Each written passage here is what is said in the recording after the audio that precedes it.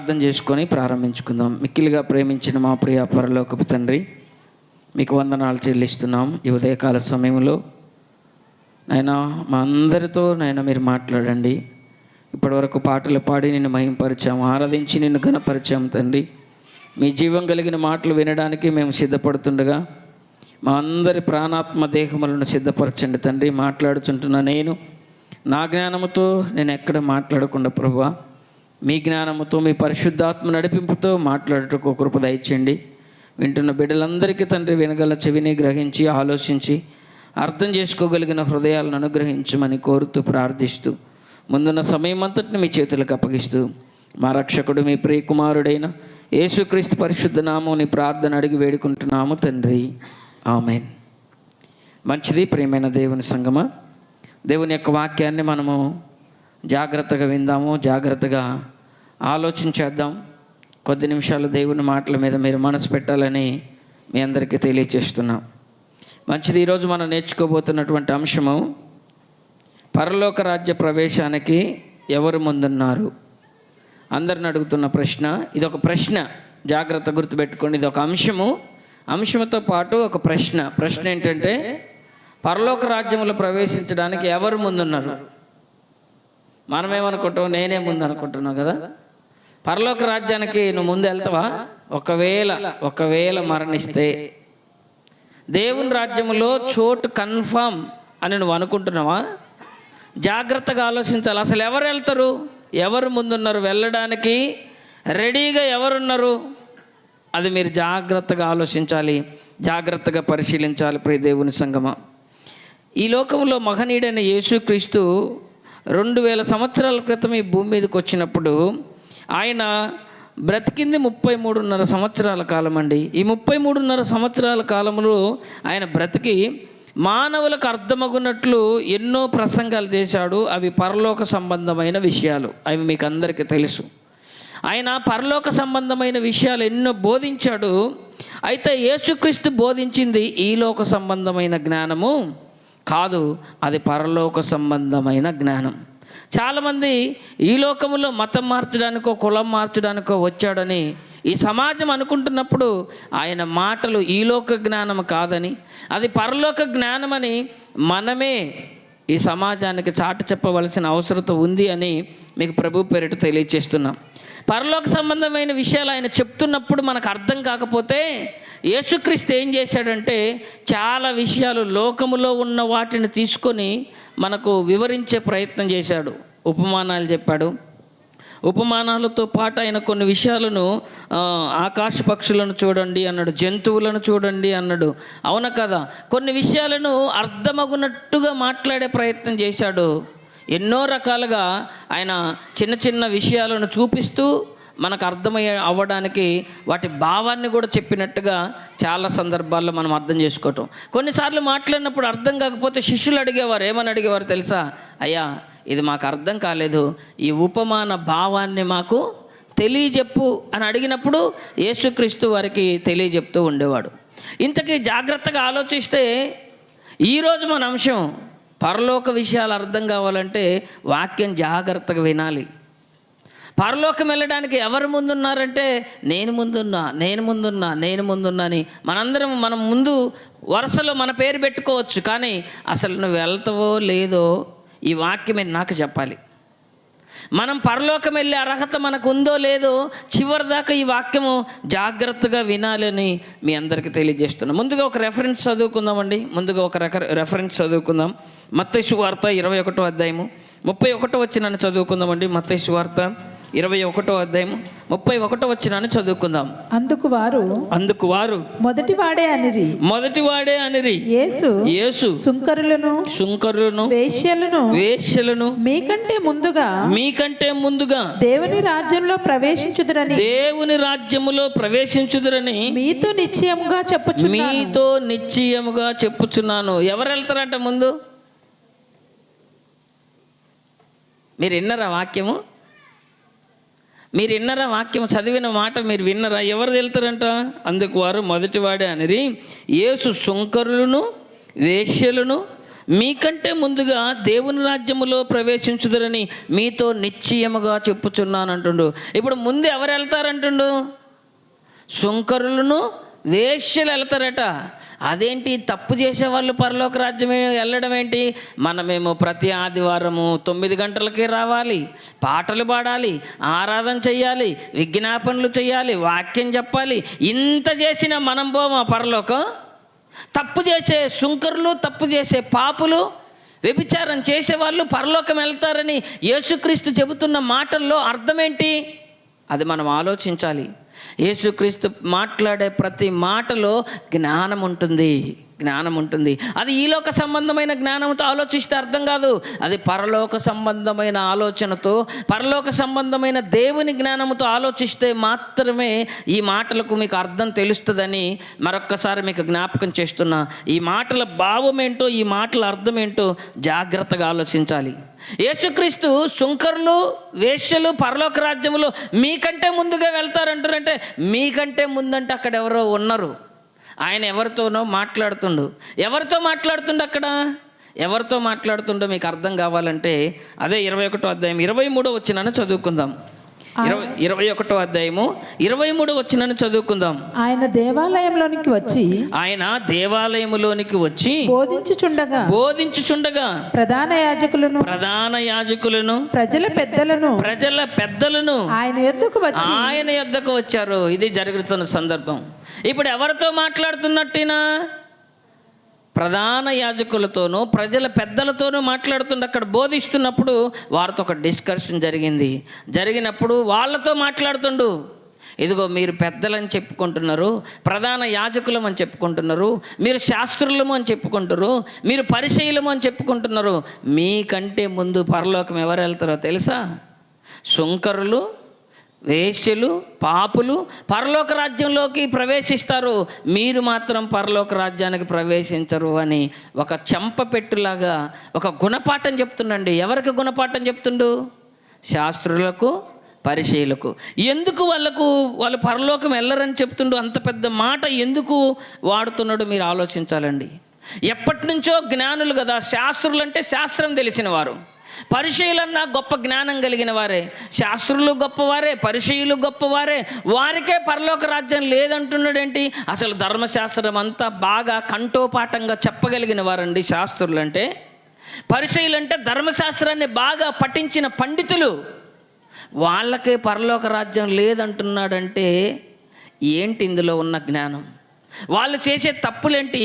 మీరు ఆలోచించాలి ప్రియ దేవుని సంగమా. అక్కడే మత్తయి సువార్త 21వ అధ్యాయము 28 నుంచి మనం చదవగలిగితే 28 నుంచి చదువుకుందాం. మీకేమి తోచుచున్నది? ఒక మనుష్యునికి ఇద్దరు కుమారులుండిరి. అతడు మొదటి వాని యొద్దకు వచ్చి కుమారుడా నేడు పోయి ద్రాక్ష తోటలో పని చేయమని చెప్పగా వాడు పోను అని ఉత్తరమిచ్చను గాని పిమ్మట మనసు మార్చుకొని పోయెను. అతడు రెండో వాని యొద్దకు వచ్చి ఆ ప్రకారమే చెప్పగా వాడు అయ్యా పోదుననెను గాని పోలేదు. ఈ ఇద్దరిలో ఎవడు తండ్రి ఇష్ట ప్రకారం చేసిన వాడని వారిని అడిగెను. అందుకు వారు మొదటివాడే అని. ఇద్దరు కుమారులు ఉన్నారు తండ్రికి. యేసుక్రీస్తు చెబుతున్నాడు, వాళ్ళని అడుగుతుండు ప్రశ్నలు. ఇదిగో ఒక తండ్రికి ఇద్దరు కుమారులు ఉన్నారు. ఆ ఇద్దరు కుమారుల్లో ఇద్దరి దగ్గరికి వెళ్ళాడు తండ్రి. మొదటి వాడిని అడిగాడు, నాయనా ఈరోజు నువ్వు పొలానికి వెళ్ళి పొలం పని చేయి, ద్రాక్ష తోటలోకి వెళ్ళు, నువ్వు పని చేయి నాయనా అని చెప్తే మొదటి కుమారుడు ఏమన్నాడు?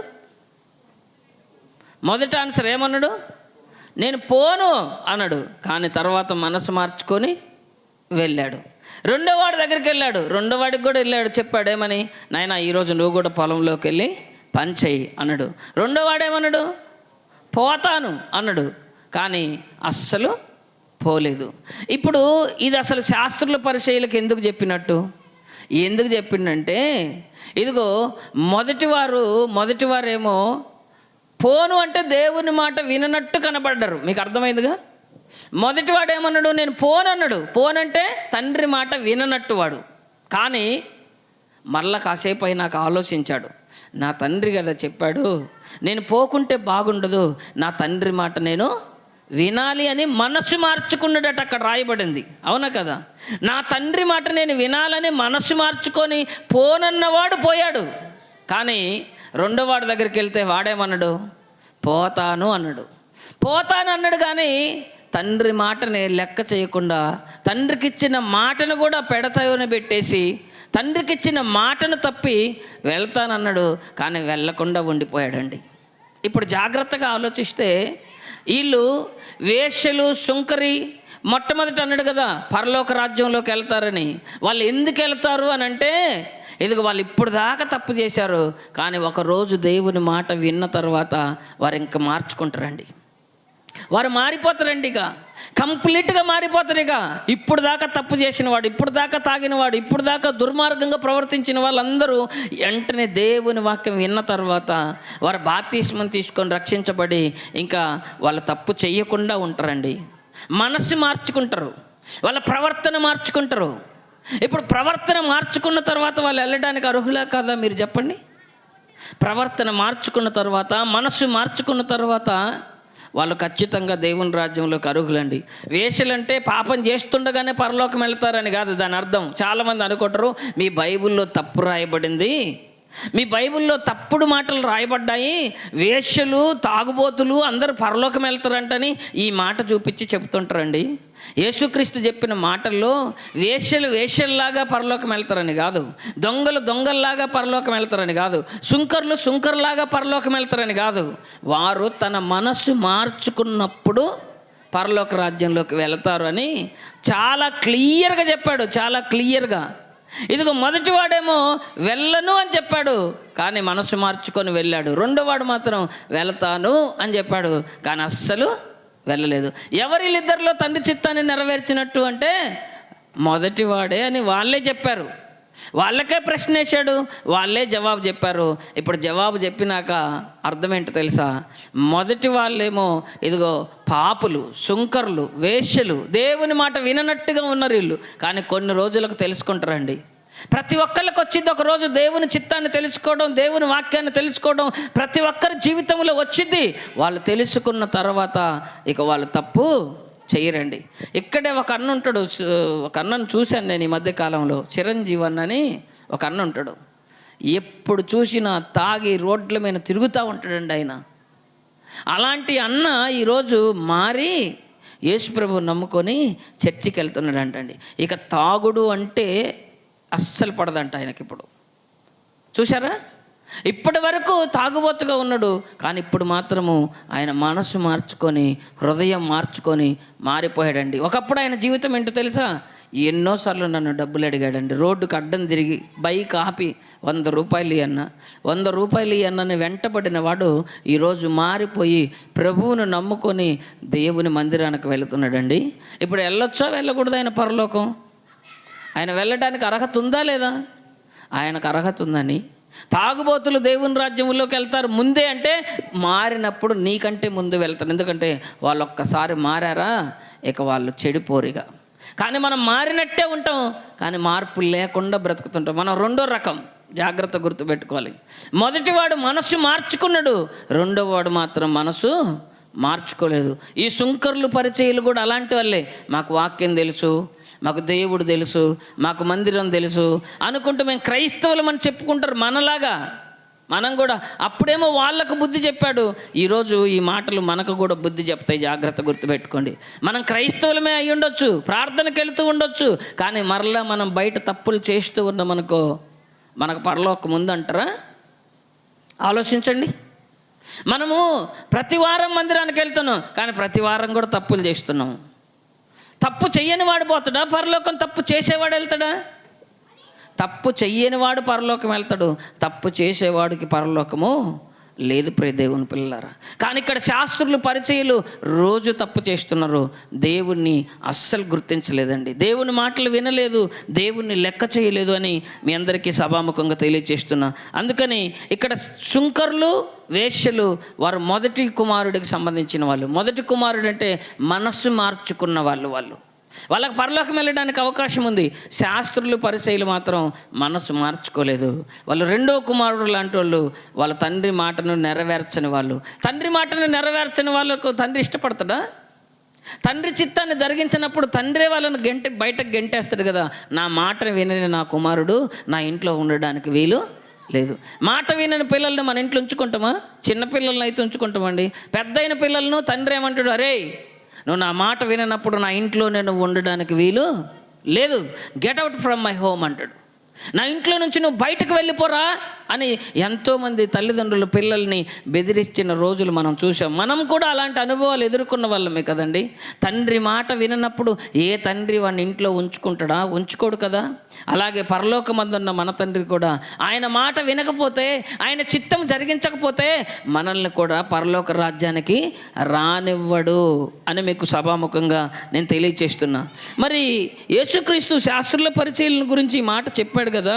వాళ్ళు దేవుని కోసం బ్రతకడం లేదని చెప్పాడు కదా. మరి నిజంగా ఈ పాపులు పరలోక రాజ్యంలోకి వెళ్తారా?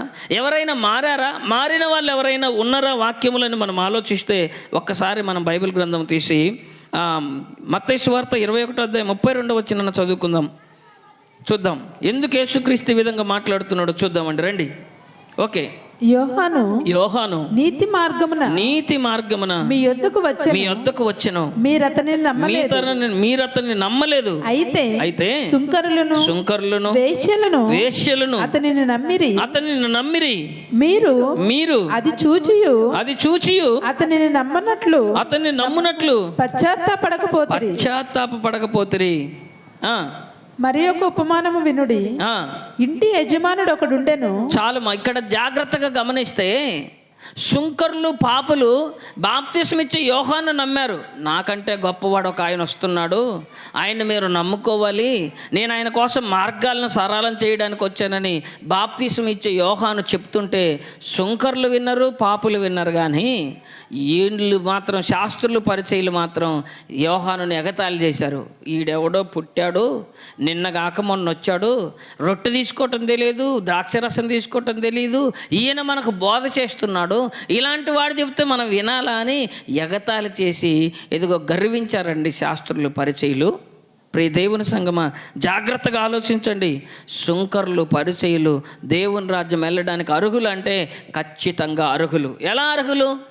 సుంకరులు అంటే వెలివేయబడేవారు, వేశ్యలున్నా కూడా వెలివేయబడేవారే. వారిని సమాజం చాలా చిన్న చూపు చూస్తుందండి. అలాంటి సుంకరులు ఎందుకు దేవుడు అంగీకరించాడో తెలుసా? ఒకసారి బైబిల్ గ్రంథంలోకి వెళ్ళి లూకా సువార్త 18:13 చదువుకుందాం. లూకా సువార్త 18:13 చదువుకుందాం.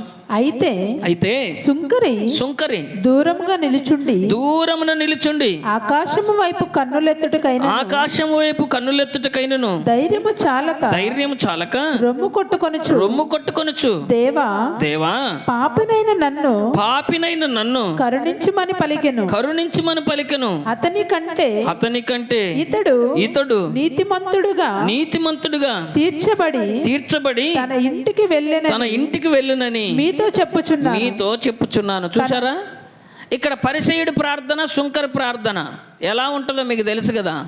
పరిచయుడి ప్రార్థన ఎలా ఉంటుంది, సుంకర ప్రార్థన ఎలా ఉంటుంది అంటే, సుంకర చేస్తున్న ప్రార్థన దేవుని సన్నిధి. ఇద్దరు యెరూషలేములో ఉన్నారు, ఇద్దరు ప్రార్థన మందిరంలో ఉన్నారు. ప్రార్థన మందిరం నుండి ప్రార్థన చేస్తూ సుంకర్ ఏమంటుండో తెలుసా? అయ్యా ఇదిగో దూరమున నిలబడ్డాడంట, ఆకాశం వైపు కన్నులెత్తుటకైనను ధైర్యము చాలక రొమ్ము కొట్టుకొనుచు దేవా పాపినైన నన్ను కరుణించుము. సుంకరే. వాళ్ళు అనుకున్నట్టు శాస్త్రులకు పరిచయకు తక్కువ కులం వాడు కావచ్చు, తక్కువ జాతి వాడు కావచ్చు, లేకపోతే వాళ్ళు అనుకున్నట్టు అంటరాని వాడు కావచ్చు, ఎవరైనా కావచ్చు. కానీ అలాంటి వాడు దేవుని సన్నిధికి వచ్చి ఏమంటుండో తెలుసా? దేవా నీ వైపు చూసే ధైర్యం నాకు లేదయ్యా, ఎందుకంటే నేను పాపిని. నేను తప్పు చేశాను, అయ్యో నేను పాపిని, నేను దొంగను, నేను తప్పు చేశానని రొమ్ము కొట్టుకొనుచు నీ వైపు చూసే భాగ్యం నాకు ఇవ్వయ్యా, నేను అంత అర్హుడను కాదు అని తనను తాను తగ్గించుకొని ప్రార్థన చేస్తుంటే, ఇదిగో ఈ శాస్త్రి లేదా పరిసయ్యుడు ఎలా ప్రార్థన చేస్తుంటే తెలుసా? అయ్యా, ఆ సుంకరి వల్లనే నేను తక్కువ వాడను కాదు, నేను రోజుకు 2 సార్లు ప్రార్థన చేస్తా, నీకు దశమ భాగం ఇస్తా, నేను ఏది కూడా మానకుండా ప్రార్థన చేస్తున్నానని గర్వంగా చెప్పుకొని ప్రార్థన చేస్తున్నాండి. ఏ ప్రార్థన అంగీకారం ఇస్తాడు? ఏ ప్రార్థన దేవునికి అంగీకారం? ఏ ప్రార్థన దేవుడు అంగీకరిస్తాడు చెప్పండి? సుంకరి ప్రార్థన. తనను తాను తగ్గించుకున్నవాడు హెచ్చింపబడును, తనను తాను హెచ్చించుకున్నవాడు తగ్గించబడును. వీడు చిన్న చిన్న ఇచ్చి గొప్పలు చెప్పుకుంటుండు పరిసయ్యుడు, కానీ ఏమీ చేయకపోయినా చిన్నవాడైనా వాళ్ళందరూ అనుకున్నట్టు తక్కువ వాడైనా తగ్గించుకొని ప్రార్థన చేస్తుండు. దేవుని సన్నిధిలో భయపడుతుండు. దేవుని వైపు చూడాలంటేనే భయపడుతుండు. నిన్ను చూసే అర్హత నాకు లేదయ్యా, నీ ముందు నిలబడే అర్హత నాకు లేదయ్యా, నేను చాలా దుర్మార్గుడనయ్యా, నేను చేసిన తప్పులు చాలా ఎక్కువ చేశానయ్యా, అయినా నువ్వు నన్ను క్షమిస్తావని నీ పాద సన్నిధిలో నిలబడి నేను మొరపెట్టుకుంటున్నానని అదిగో బతిమాలుకుంటున్నాండి దేవుణ్ణి. ఎవరు ప్రార్థన వింటాడు అని ఆలోచిస్తే దేవుడు తగ్గించుకున్న వారి ప్రార్థనే దేవుడు వింటాడు. ప్రియ దేవుని పిల్లలారా, జాగ్రత్తగా ఆలోచించి జాగ్రత్తగా పరిశీలిస్తే ఇదిగో ఇద్దరు ప్రార్థన చేశారు. ఒకరు అంగీకరింపబడినరు, ఒకరు అంగీకరించబడలేదు. నువ్వు గొప్పలు చెప్పుకుంటున్నావేమో, నేను అది చేశాను, నేను ఇది చేశాను, నేను అన్నీ చేయగలను, నా దగ్గర డబ్బులు ఉన్నాయి అని నువ్వు అనుకుంటున్నావేమో. నువ్వేం చేసినా దేవుడు అంగీకరించడు. కానీ నీ హృదయం కరెక్ట్గా ఉంటే, దేవుని సన్నిధిలో పరిశుద్ధంగా ఉంటేనే నువ్వేం చెయ్యకపోయినా దేవుడు నిన్ను అంగీకరిస్తాడు. జాగ్రత్త. ఈరోజు చాలామంది ఏమనుకుంటారంటే, దేవునికి ఏదో ఒకటి ఇచ్చేసి నేను ఇచ్చానని చెప్పుకుంటే దేవుడు నన్ను క్షమించేస్తాడు అనుకుంటారు. నువ్వేమిచ్చినా క్షమించబడవు. నువ్వు విరిగి నలిగిన హృదయముతో దేవుని సన్నిధిలో పశ్చాత్తాప పడితే తప్ప ఇక దేవుడు నువ్వేమిచ్చినా, నీ వెండి బంగారాలకో, నీ మనులు మాణిక్యాలకో, నువ్వు ఇచ్చే దశమ భాగాలకో, నీ కానుకలకు దేవుడు పొంగిపోయి కరిగిపోయి నీ పాపాలు క్షమిస్తాడు అనుకోవడం నీ అజ్ఞానం, నీ మూర్ఖత్వం. ఇక్కడ పరిసయ్యుడు కూడా అదే అనుకుంటుండు. ఏమనుకుంటుండు? నేను 2 సార్లు నీకు ప్రార్థన చేస్తున్నానయ్యా, నెలకు తప్పకుండా దశమ భాగం ఇస్తున్నానయ్యా, ఉపవాసం కూడా చేస్తున్నానయ్యా, నాలాంటి నీతిమంతుడు ఎవరు లేరయ్యా, అసలు ఈ సుంకర్ లాంటి వాడిని కూడా నేను కాదయ్యా, నేను తక్కువ వాడని కాదని గర్వించి మాట్లాడుతున్నాడు పరిసయ్యుడు. కానీ సుంకరి మాత్రం నీ వైపు చూసే అర్హత కూడా నాకు లేదయ్యా, నేను పాపినయ్యా అని ఒప్పుకుంటుడు. నువ్వు పాపి అని ఒప్పుకుంటే చాలు, నువ్వు నువ్వు శాస్త్రి కంటే పరిసయ్యుడి కంటే ముందు పరలోక రాజ్యంలో ఉంటావు అని వాక్యం చెప్తుంది. ఎవరు పరలోక రాజ్యంలో ముందు ఉంటారంటే దొంగలైనా, వేశ్యలైనా, పాపులైనా, దుర్మార్గులైనా, తాగుబోతులైనా ఎవరైనా సరే మారితే వాళ్ళు పరలోకానికి వెళ్ళటానికి అర్హులవుతారు. కానీ నువ్వు చర్చికి వస్తూనే ఉంటావు, ఇదిగో పాటలు పాడుతూనే ఉంటావు, ఆరాధన చేస్తూనే ఉంటావు, వాక్యం చెబుతూనే ఉంటావు, వాక్యం వింటూనే ఉంటావు, విశ్వాసినని చెప్పుకుంటుంటావు, కానీ నీలో నిజమైన మార్పు రాకపోతే నిన్న మొన్న బాప్తిస్మం తీసుకున్న వాళ్ళైనా పరలోకం వెళ్తారు, కానీ ముందు తీసుకున్న వాళ్ళకి పరలోకము ఉండదు. ప్రియ దేవుని పిల్లలారా, జాగ్రత్త. శాస్త్రులు పరిచయులు మాకంటే నమ్మకస్తులు ఎవరు లేరనుకుంటారు, మాకంటే నీతిమంతులు ఎవరు లేరనుకుంటారు, కానీ వాళ్ళను చూపించి దేవుడు చెప్తుండే, యేసుప్రభు వాళ్ళకు చెంప మీద కొట్టి బుద్ధి చెప్తుండే. ఏమన్నా తెలుసా? మీకంటే ముందు ఇదిగో వేశ్యలు, సుంకరులు పరలోక రాజ్యములో ఉంటారా? ఎవరైనా అలా మారారా అని మనం ఆలోచిస్తే యోహాను సువార్త 8వ అధ్యాయం నుంచి యోహాను సువార్త 8వ అధ్యాయం 3వ వచనం నుంచి మనం చదువుకోగలిగితే, యోహాను సువార్త 8వ అధ్యాయం 3వ వచనం నుంచి చదువుకుందాం. శాస్త్రులను పరిసయ్యులను వ్యభిచారమందు పట్టబడిన ఒక స్త్రీని తోడుకొని వచ్చి ఆమెను మధ్యన నిలవబెట్టి బోధకుడా ఈ స్త్రీ వ్యభిచారం చేయుచుండగా పట్టబడెను, అట్టి వారిని రాళ్ళు రువ్వి చంపవలనని ధర్మశాస్త్రములో మోషే మనకు ఆజ్ఞాపించెను కదా. అయినను నీవేమి చెప్పుచున్నావని ఆయన అడిగిరి. ఆయన మీద నేరము మోపవలనని ఆయనను శోధించుచు ఈలాగున అడిగిరి. అయితే యేసు యేసు వంగి నేల మీద వ్రేలితో నేల మీద వేలితో ఏమో వ్రాయిచుండెను. ఏదో రాయిచుండెను.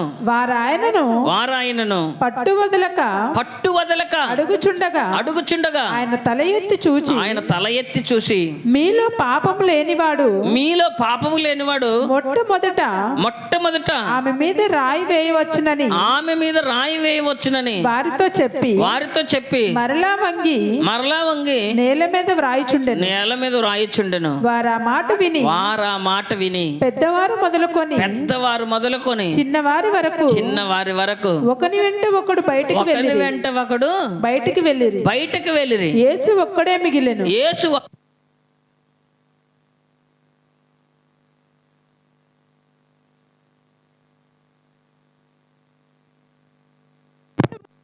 వారు ఎక్కడ ఉన్నారు? ఎవరును నీకు శిక్ష విధింపలేదా అని అడిగినప్పుడు ఆమె లేదు ప్రభువా అనెను. అందుకు యేసు నేనును నీకు శిక్ష విధింపను. నీవు వెళ్ళి ఇక పాపము చేయకుమని ఆమెతో చెప్పాను. ఈ మాటను బట్టి మనం ఆలోచిద్దామండి. యేసు దగ్గరికి ఒక స్త్రీ తీసుకొని రాబడింది. కావాలనే శాస్త్రులు పరిచయులు ఆమెను యేసు దగ్గరికి తీసుకొని వచ్చారు. ధర్మశాస్త్రములో మోషే ఒకటి ఆజ్ఞాపించాడు, ఎవరైనా వ్యభిచారం చేస్తూ పట్టుబడితే వాళ్ళను ఎలా చంపాలంట? అందరు చెప్పాలి, ఎలా చంపాలి? రాళ్లతో కొట్టి చంపాలి. అది మోషే ధర్మశాస్త్రంలో దేవుడిచ్చిన ధర్మశాస్త్రం, అది దేవుడిచ్చిన ఆజ్ఞది. ఇప్పుడు యేసుప్రభు వచ్చాడు. యేసుప్రభు వచ్చినాక మరి వ్యభిచారంలో పట్టబడిన స్త్రీకి శిక్ష వేస్తాడా? శిక్ష వెయ్యడా? ఇదిగో ఆయనకు తెలియనట్టు ఆయన ఏదో చిక్కుల్లో పెట్టాలని, ఆయనలో తప్పు పట్టాలని శాస్త్రులు పరిచయులు చాలా పన్నాగాలు పన్ని యేసుక్రీస్తు దగ్గరికి వ్యభిచారంలో పట్టబడిన స్త్రీని తీసుకొచ్చి నిలవబెట్టారండి. అందరూ చాలామంది జనాలు పోగైపోయి అడుగుతున్నారు, ఏమని? అయ్యా, మోషే ధర్మశాస్త్రం ప్రకారము ఇదిగో వ్యభిచారంలో పట్టబడిన స్త్రీని రాళ్లతో కొట్టి చంపాలి కదా, ఇప్పుడు నువ్వైతే ఏం న్యాయం చెప్తావు అని అడిగారు. అడిగితే ఆయన ఏమీ సమాధానం చెప్పకుండా ఏం చేస్తున్నట? ఏదో రాస్తున్నట్ట నేల మీద. వాళ్ళైతే పట్టు వదలక అడుగుతున్నారట. ఇప్పుడు ఆయన సమాధానం చెప్పకపోతే విడిచిపెట్టి వెళ్ళిపోవచ్చు కదా. వాళ్ళు ఏం చేశారు? పట్టు వదలక మరీ అడుగుతూ ఉన్నారు. ఏదో ఒక్కటి చెప్పయ్యా, నీకు తెలుసా తెలీదా, నీకు ఆన్సర్ వచ్చా రాదా, నువ్వు చెప్పవా అని పట్టు వదలక అడుగుతుంటే ఒక్కసారి తలెత్తి అందరిని చూసి సింపుల్గా ఒక మాట అన్నాడట. ఏమని? మీలో తప్పు చెయ్యని వాడెవడో మొదటి రాయి ఆమె మీద వెయ్యండి అని అడిగిండట. అనగానే ఒకరి ముఖాలు ఒకరు చూసుకురట.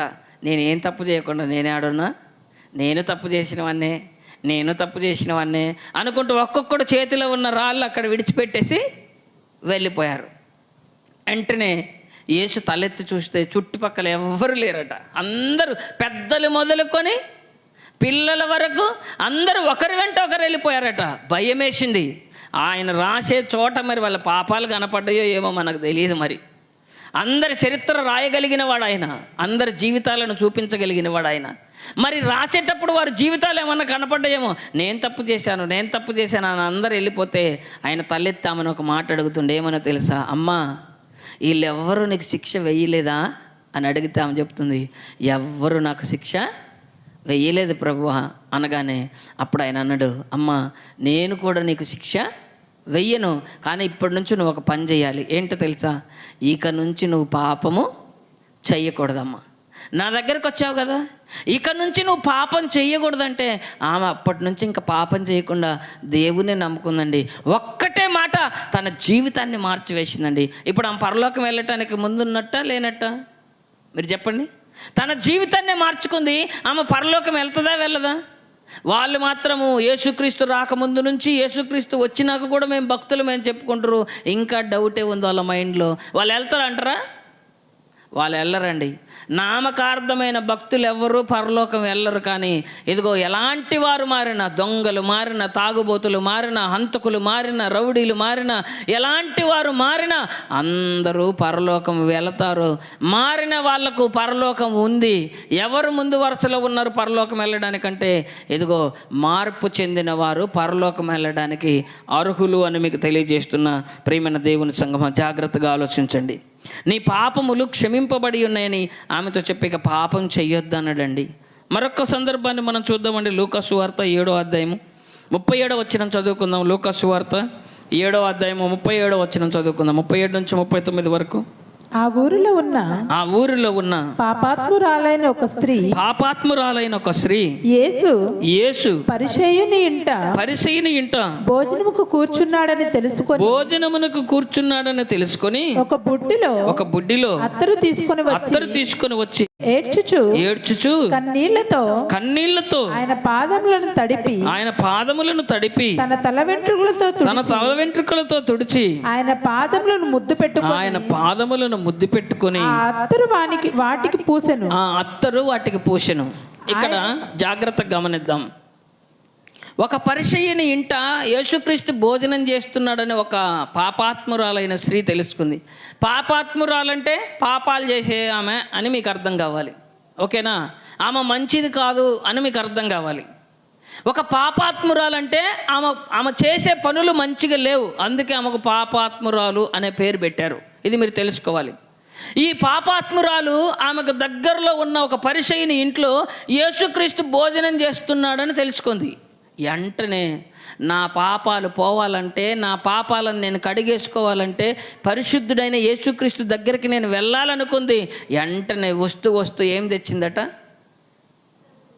ఒక అత్తరు బుడ్డి తీసుకొచ్చిందంటండి. ఆ బుడ్డి నిండా అత్తరు. అది చాలా విలువైనది. అత్తరు జటామాంసి అన్నారు ఆ కాలంలో. అత్తరు జటమాంసి అంటే అది చాలా విలువైనటువంటి సెంట్ అండి. సుగంధ ద్రవ్యాలతో చేయబడిన ఆ సెంటును యేసుక్రీస్తు పాదాల మీద పోసి కడిగి, కన్నీళ్లతో ఆయన పాదాలు కడిగి, ఇదిగో తన పాపాలు కడిగి వేసుకోవాలనుకుంది. వచ్చింది యేసు పాదాలకు వెనక నిలబడిందట, ముందుకొచ్చే ధైర్యం లేక. చూసారా? పాపాత్మురాలైన స్త్రీ యేసు పాదాల దగ్గరికి వచ్చి వెనక నిలబడింది, ముందుకొచ్చే ధైర్యం లేక. ఇదిగో వెంటనే అత్తరు తీసి ఆయన పాదాల మీద పోసి ఆయన పాదాలను అత్తరుతో తుడిచింది, తల వెంట్రుకలతో తుడిచింది, కన్నీళ్లు కారెంతగా ఏడ్చింది. నేను తప్పు చేశానయ్యా, నా కన్నీటితో నీ పాదాలు కడుగుతున్నాను, నా పాపాలను క్షమించయ్యా అని ఏడ్చిందంటే ఒట్టిగా ఏడ్చింది అనుకుంటారా? ఎందుకు ఏడ్చింది ఆమె? కన్నీళ్ళు పాదాలు కడిగేంత ఎందుకు వచ్చినాయి అని మీరు ఆలోచిస్తే ఆమె పాపాలను ఒప్పుకుంటుంది. పాపం చేశానని ఎప్పుడైనా నీకు ఏడుపు వస్తే గట్టిగా ఏడ్చేసేయి. అందరికి చెప్తున్నా, నేను తప్పు చేశాను, నా తప్పులను ఎవరు క్షమిస్తారు అనుకున్నప్పుడు నువ్వు ఎవరికి చెప్పొద్దు, కానీ దేవుని సన్నిధిలోకి వెళ్ళి నువ్వు కన్నీటితో ఏడ్చు దేవుడి దగ్గర. నేను తప్పు చేశాను ప్రభు అని నువ్వు తప్పు చేసినట్టు దేవుని దగ్గర ఏడ్చి ఒప్పుకుంటే నీ ప్రతి పాపానికి దేవుడు క్షమాపణ ఇస్తాడండి. ఈ పాపాత్మురాలైన స్త్రీ అత్తరు ఆయన పాదముల మీద పోసి తల వెంట్రుకలతో తుడిచి కన్నీళ్లు కారెంతగా ఏడ్చి ఆ పాదాలను తడిపి, నేను పాపాత్మురాలనయ్యా, నన్ను క్షమించమని ఆమె ఏడుకుంటే, ఎవరింటికైతే ఆయన భోజనానికి వెళ్ళాడో, ఎవరింటికి వెళ్ళాడు ఆయన? మీరు మర్చిపోయారు. ఆయన ఎవరింట్లో భోజనం చేయడానికి వెళ్ళాడు యేసు ప్రభు? పరిసయ్యుని ఇంటికి వెళ్ళాడు. ఆ పరిసయ్యుడు అనుకుంటుండు, చీచీ ఈమె ఆయన పాదాలు పట్టుకుంటుంది, అసలు ఆమె ఎవరో తెలిస్తే అసలు ముట్టుకొని ఇచ్చేవాడు కూడా కాదు, ఆమె అంత చెడ్డది, ఆమె అంత పాపాత్మురాలు, ఆమె అంత దుర్మార్గురాలు, అసలు ఆమె చేసే పనులేంటో ఈయనకు తెలిస్తే అసలు యేసుక్రీస్తు కనీసం ముట్టుకొని ఇచ్చేవాడు కాదు అని ఈయన అనుకుంటుంటే యేసు ప్రభు ఆయనకు పాఠం చెప్పాలనుకొని చదువు నెక్స్ట్. అందుకు యేసు సీమోను నీతో ఒక మాట చెప్పవలెను ఉన్నానని ఆయన అనుకుంటుండు. ఇలాంటి పాపాత్మురాలనైన స్త్రీని ఈయన తాకనిస్తుండేంది అని మనసులో అనుకుంటుంటే యేసు ప్రభు గ్రహించి, సీమోను నీతోటి ఒక మాట చెప్పాలయ్యా నేను చదువుమా. చెప్పవలెనని ఉన్నానని అతనితో అనగా అతడు బోధకుడా చెప్పుమనెను. అప్పుడు యేసు అప్పు ఇచ్చు ఒకనికి ఇద్దరు రుణస్థులుండిరి. వారిలో ఒకడు 500 దేనారములను మరి ఒకడు 50 దేనారములను అచ్చియుండెను. ఆ అప్పు తీర్చుటకు వారి యొద్ద ఏమీ లేకపోయిన గనుక అతడు వారిద్దరిని క్షమించెను. కాబట్టి వీరిలో ఎవరు అతన్ని ఎక్కువగా ప్రేమించెనో చెప్పుమని అడిగెను. అందుకు సీమోను అతడు ఎవరికి ఎక్కువ క్షమించెనో వాడే అని నాకు తోచుచున్నదని చెప్పగా ఆయన నీవు సరిగానే యోచించితే. ఒక్క సందర్భం, ఒక్క నిమిషం జాగ్రత్తగా ఆలోచించండి. ఈమె పాపాత్మురాలు కదా, యేసు ప్రభువును ముట్టుకుంటుంది ఏంది, చీచి ఈమె ముట్టుకోకూడదు అని ఆయన గొనుగుకుంటుంటే మనసులో యేసు ప్రభువు గ్రహించి, అయ్యా ఇదిగో ఒక యజమానుడికి 2 రుణస్తులు ఉన్నారు, ఒకడేమో 500 తీసుకుంటూ ఒకడేమో 50 రూపాయలు తీసుకుంటూ, ఇద్దరి కాడ తిరిగి రిటర్న్ ఇవ్వడానికి అప్పు తీర్చడానికి డబ్బులు లేవు. మరి అలాంటప్పుడు యజమానుడు ఇద్దరిని క్షమించాడు. ఎవరు ఎక్కువగా యజమానుని ప్రేమిస్తారు అని అంటే ఎవరు ఎక్కువ ప్రేమిస్తారు? ఇప్పుడు ఎక్కువ అప్పున్నోళ్ళే ఎక్కువ ప్రేమిస్తారు. అమ్మో నాది చాలా పెద్ద అప్పు కదా, అయినా నా యజమానుడు నన్ను క్షమించి నాకు అవకాశం ఇచ్చాడు కాబట్టి ఆయన పట్ల నేను అపారమైన ప్రేమ చూపించాలని ఎక్కువ ప్రేమిస్తాడు కదా. ఎక్కువ అప్పున్నోడే ఎక్కువ ప్రేమిస్తాడు, ఎందుకంటే అప్పు తీసేశాడు కాబట్టి. ఇప్పుడు యేసు ప్రభువు సీమోనుకు చెప్తుండు, ఏమన్నా తెలుసా? సీమోన్ అంటే పరిసయ్యుడు. ఇప్పుడు సీమోనుకు బుద్ధి చెప్తుండు. ఏమని చెప్తుండో చదువమ్మా. ఇప్పుడు నువ్వు సరిగానే యోచించావు, ఎక్కువ అప్పున్నోడే ప్రేమిస్తాడు, మంచి మాటే చెప్పావు. నెక్స్ట్ ఆ స్త్రీ వైపు చూచి సీమోనుతో ఇట్లనెను, ఆ స్త్రీని చూచుచున్నావే, నేను నీ ఇంటిలోనికి రాగా నేను నా పాదములకు నీళ్ళియ్యలేదు గాని ఈమె తన కన్నీళ్లతో నా పాదములను తడిపి తన తల వెంట్రుకలతో తుడిచెను. నీవు నన్ను ముద్దు పెట్టుకొనలేదు గాని నేను లోపలికి వచ్చినప్పటి నుండి ఈమె నా పాదములు ముద్దు పెట్టుకొనుట మానలేదు. నీవు నూనెతో నా తల అంటలేదు గాని ఈమె నా పాదములకు అత్తరు పూసెను. ఈమె విస్తారంగా ప్రేమించెను గనుక ఆమె యొక్క విస్తారమైన పాపములు క్షమించబడినని మీతో చెప్పుచున్నాను. చూసారా, ఆమె అంత పాపాత్మురాలు కదా, ఆమె క్షమించొచ్చా అంటే ఆమె ఎంత పశ్చాత్తాపపడిందో తెలుసా? కన్నీరు కార్చింది, అత్తరు తెచ్చి ఆయన్ని అభిషేకించింది, పాదముల వెనపడి కన్నీళ్లతో వేడుకుంది, నేను తప్పు చేశానయ్యా. కన్నీళ్లు కారిన ఏంటంటే ఏడ్చిందని అర్థం. ఇదిగో ఆ పరిశుద్ధుని తాకితే, ఆ పరిశుద్ధుని ముద్దు పెట్టుకుంటే నా పాపాలు పోయి నేను పవిత్రురాలను అయితాను అనుకొని ఆమె గ్రహించిందండి. ఆమె గ్రహించి అప్పుడు యేసుక్రీస్తుని వేడుకుంది. ఆమె ఎక్కువ ప్రేమించింది కనుక ఆమె పాపాలు కూడా క్షమించబడ్డాయి అని మీకు సభాముఖంగా తెలియచేస్తున్నా. ప్రియమైన దేవుని సంగమా, జాగ్రత్తగా ఆలోచించండి, జాగ్రత్తగా పరిశీలించండి. ఇదిగో ఆమె పాపములు క్షమించబడి ఉన్నవి అంటే ఇప్పుడు పరలోక రాజ్యం వెళ్ళడానికి ఎవరు ముందులోకి వస్తున్నారు? మొదటి నుంచి ఉన్న వాళ్ళేమో వెనక్కి వెళ్ళిపోతారు. ఇదిగో వెనక రక్షించబడిన వాళ్ళందరూ పరలోకం వెళ్ళడానికి అర్హులైపోతారు. అదేంది, మేము 10 సంవత్సరాలు అయింది కదా దేవుని నమ్ముకొని, మేము 20 సంవత్సరాలు అయింది కదా దేవుని నమ్ముకొని అంటే, నువ్వు నమ్ముకొని ఎన్ని సంవత్సరాలు అయింది అన్నది ఇక్కడ మ్యాటర్ లేదు. నువ్వు ఎన్ని సంవత్సరాలు చర్చికి వెళ్ళినావు అన్నది మ్యాటర్ కాదు ఇక్కడ. నువ్వు ఎంత హృదయపూర్వకంగా దేవుణ్ణి ఆరాధించావు అన్నది ఇక్కడ ప్రాముఖ్యం. ఆయనకి ఎంత ప్రయారిటీ ఇచ్చావు అన్నది ప్రాముఖ్యం. ఆయన కోసం ఎంత ఖర్చు చేశావు? నువ్వు డబ్బులు ఖర్చు పెట్టావా? నీ ఆయుష్కాలాన్ని ఖర్చు పెట్టావా? నీ జ్ఞానాన్ని ఖర్చు పెట్టావా? నీ అవయవాలను ఖర్చు పెట్టావా? నువ్వు ఏమి ఖర్చు పెట్టావు దేవుని కోసం? దేవుడిచ్చి నీ ఆయుష్కాలంలో నువ్వు కూడా ఆయనకు రుణపడి ఉన్నావు కదా. సీమోను, ఇదిగో పరిచయుడైన సీమోనుకు ఎంత సమయం ఇచ్చాడో ఆ పాపాత్మురాలైన స్త్రీకి కూడా అంతే సమయం ఇచ్చాడు. ఆమెకు 24 గంటలే, ఈయనకు 24 గంటలే. ఆయన సుఖపడుతుండే, ఈమె సుఖపడుతుంది. కానీ తప్పు తెలుసుకొని దేవుడి దగ్గరికి వచ్చి ఆయన పాదముల మీద పడిపోయి ఆయనను వేడుకుంటుంది, నేను తప్పు చేశానయ్యా, నన్ను క్షమించు అని. మనం కూడా తప్పు చేశామని ఒప్పుకొని ఆ తప్పులను సరిచేసుకొని బ్రతికితే మనకు కూడా పరలోకం వస్తుంది.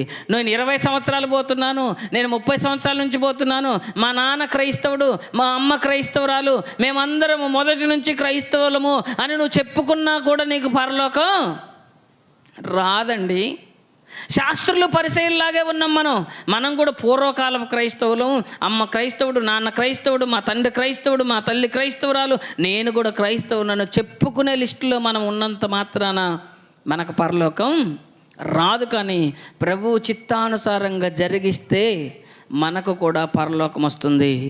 పాపులు మారితే ఈరోజు వారికి పరలోకం వస్తుందట. మరి మనం మారామా లేదో? నిజంగా మారామా? హృదయపూర్వకంగా మారామా? దేవుని చిత్తానుసారంగా మారామా లేదా? పరలోకం వెళ్ళడానికి ఎవరు ముందున్నారు? నువ్వు ముందున్నావా? కొత్తగా మారే పాపులు ముందున్నారా? ఆలోచించుకోండి. దొంగలు మారుతున్నారు ఈరోజు యేసుక్రీస్తుని నమ్ముకొని, వ్యభిచారులు మారుతున్నారు ఈరోజు యేసుక్రీస్తుని తెలుసుకొని, నరహంతకులు మారుతున్నారు ఈరోజు యేసుక్రీస్తుని తెలుసుకొని, రౌడీలు మారుతున్నారు ఈరోజు యేసుక్రీస్తుని తెలుసుకొని, నక్సలైట్లు మారుతున్నారు ఈరోజు యేసుక్రీస్తుని తెలుసుకొని, మతోన్మాదులు మారుతున్నారు ఈరోజు యేసుక్రీస్తుని తెలుసుకొని, సత్యమైన దేవుడని, నిత్యుడగు తండ్రిని, ఎదుగు ఆయన ఆరాధించడానికి ఎంతోమంది సిద్ధంగా ఉంటే ఎన్నో సంవత్సరాల క్రైస్తవులమైన మనము ఇంకా మారలేదు, ఇంకా మారలేదు, ఇంకా మారలేదు, ఇంకా మారలేదు. మనకి ఎలా వస్తుందండి పరలోకం? శాస్త్రులకు పరిచయులకే లేదు పరలోకం, మనకు వస్తుందంటారా చెప్పండి? ఆ రోజు పాఠం శాస్త్రులకు పరిచయులకైతే ఈరోజు పాఠం నీకు నాకు కాదా? మనందరికీ పాఠం కాదా? మనం మారలేదన్నది పాఠం కాదా? ఆలోచించండి ప్రియ దేవుని పిల్లలారా, పరిశీలించండి. పొట్టివాడైన జక్కయ్య మారిపోయాడు, మీకు తెలుసు కదా. అప్పటి వరకు సుంకపు గుత్తదారుడు, ఎంతోమంది దగ్గర అన్యాయంగా డబ్బు దోచుకున్నవాడు. కానీ ఎప్పుడైతే యేసుక్రీస్తు ఎరికో పట్టణానికి వచ్చి ఆ దారి గుండా వెళుతున్నప్పుడు, ఆయన పొట్టివాడైనందున చెట్టెక్కి కూర్చున్నప్పుడు ఆయనను యేసుక్రీస్తు వెళ్ళి పిలుస్తుండండి. లూకా సువార్త 19వ అధ్యాయము మీరు చూడండి ఒకసారి. లూకా సువార్త 19వ అధ్యాయము 5వ వచనం నుంచి. యేసు ఆ చోటికి వచ్చినప్పుడు కన్నులెత్తి చూసి జక్కయ్య త్వరగా దిగుము, నేడు నేను నీ ఇంట నుండవలసి ఉన్నదని అతనితో చెప్పగా అతడు త్వరగా దిగి సంతోషముతో ఆయనను చేర్చుకొనెను. అందరూ అది చూచి ఆయన పాపి అయిన మనుషుని యొద్ద బస చేయ వెళ్ళనని చాలా సనుగుకొనిరి. జక్కయ్య నిలవబడి ఇదిగో ప్రభువా, నా ఆస్తిలో సగము బీదలకిచ్చుచున్నాను. నేను ఎవని యొద్దనైనను అన్యాయముగా దేనినైనను తీసుకొనిన ఎడల అతనికి 4 వంతులు మరలా చెల్లింతునని ప్రభువుతో చెప్పెను. జాగ్రత్తగా ఆలోచించండి. ఎప్పుడైతే పాపి అయిన జక్కయ్య ఇంటికి యేసుక్రీస్తు వెళ్ళాడో అతనిలో మార్పు వచ్చేసిందండి. మారిపోయాడు, కంప్లీట్గా మారిపోయాడు. పాపే, దుర్మార్గుడే. ఒక వంతు వసూలు చేయాల్సిన దగ్గర 4 వంతులు వసూలు చేశాడు. జాగ్రత్త గుర్తుపెట్టుకోండి. అతను పాపే, దొంగే, దుర్మార్గుడే. కానీ యేసుక్రీస్తు ఎప్పుడైతే ఆ ఇంటికి వెళ్ళాడో కంప్లీట్గా మారిపోయాడు. అందరి ముందు చెప్పేశాడు, నేను ఎవరి దగ్గర అయితే తీసుకున్నానో 1 వంతు తీసుకున్న వాళ్ళకి 4 వంతులు తిరిగి ఇస్తానన్నాడు. మారిండా లేదా? కంప్లీట్గా మారిపోయి రక్షణ పొందిండు. మారు మనసు వచ్చింది. నేడు ఈ ఇంటికి రక్షణ వచ్చింది. ఇతను కూడా అబ్రహాము కుమారుడే అన్నాడు. మేము అబ్రహాం కుమారులం అంటూ పేరు చెప్పుకుంటున్న చాలామంది అబ్రహాం కుమారుల్లాగా లేరండి. మేము క్రైస్తవులము అని పేరు చెప్పుకుంటున్న చాలామంది క్రైస్తవుల్లాగా లేరండి. క్రైస్తవులు అంటే బైబుల్ చదవాలి, క్రైస్తవులు అంటే అవునా కదా 3 పూటల బైబుల్ చదవాలి, 3 పూటల ప్రార్థన చేసుకోవాలి, పోనీ 2 పూటలైనా చేయాలి, పోనీ కనీసం 1 పూటైనా చేయాలి. వాళ్ళు క్రైస్తవులు. ఈరోజు మనం క్రైస్తవులు అనుకుంటున్నాం. 1 పూటైనా బైబుల్ చదివేది లేదు, 1 పూటైనా ప్రార్థన చేసేది లేదు. మేము కూడా అబ్రహాము కుమారులమే అని శాస్త్రులు పరిచయాలు చెప్పుకున్నట్టు మేము కూడా క్రైస్తవులమే అని మనం చెప్పుకున్నంత మాత్రాన ప్రయోజనమేమీ లేదండి. క్రైస్తవులు అంటే దైనందిన జీవితంలో, నిత్య జీవితంలో ప్రతిరోజు కనీసం బైబుల్ చదువుకోవాలి, కనీసం ప్రార్థన చేయాలండి. కనీసం ఎవరన్నా కనబడితే, క్రైస్తవులు కనబడితే వందనాలు చెప్పే కామన్ సెన్స్ కూడా లేకపోతే ఎలాగండి క్రైస్తవులు మనం? దేవుడు చెప్పాడు కదా, మీరు ఒకరికి ఒకరు వందనాలు చెప్పుకోమన్నాడు కదా. మనం నేర్పిస్తూ ఉంటాం, కనపడినప్పుడల్లా వందనాలు చెప్పండి, మీటింగ్ అయినప్పుడు వందనాలు చెప్పుకోండి, లేకపోతే గూగుల్ మీట్ అయినాక వందనాలు చెప్పుకోండి, పలకరించండి, ప్రేమగా ఉండండి, మనం చెప్పుకుంటుంటాం. అవునా కదా? ఆలోచించండి. ఇదిగో పాపాత్మురాలైన స్త్రీ పరలోకం వెళ్ళడానికి ముందుంది.